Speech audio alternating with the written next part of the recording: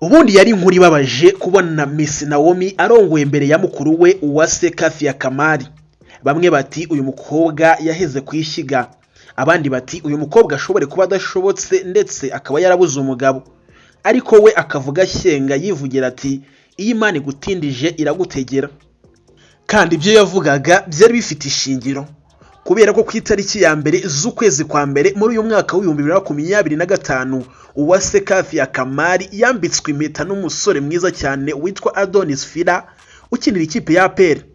Uyu Adonis Fila akinira ikipe ya APR Basketball, ndetse biratangaje cyane ko Adonis Fila yabejije uwitwa Naomi umunsi ashobora kuba yaterera ivi uyu mukobwa Uwase Kafia Kamari.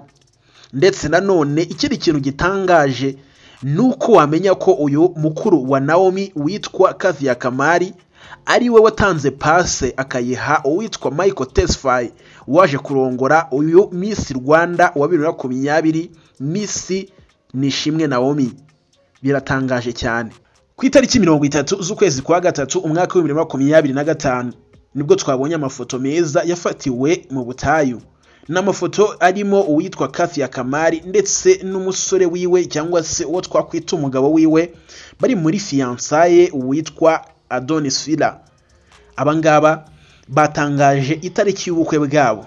Ni ibirori bizaba bidasanzwe nkuko twabonye ibirori bidasanzwe n'ubundi bya Miss Naomi na Michael Tesfaye.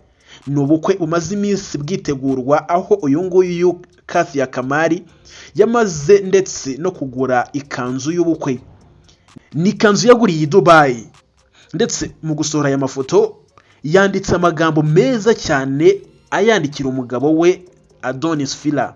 Yagize ati ubuzima ndi kumwe nawe ntago buhagije, ariko nibyo dufite, ndetse ndashima Imana kubwa buri nzibutso ngira iyo ndi kumwe nawe.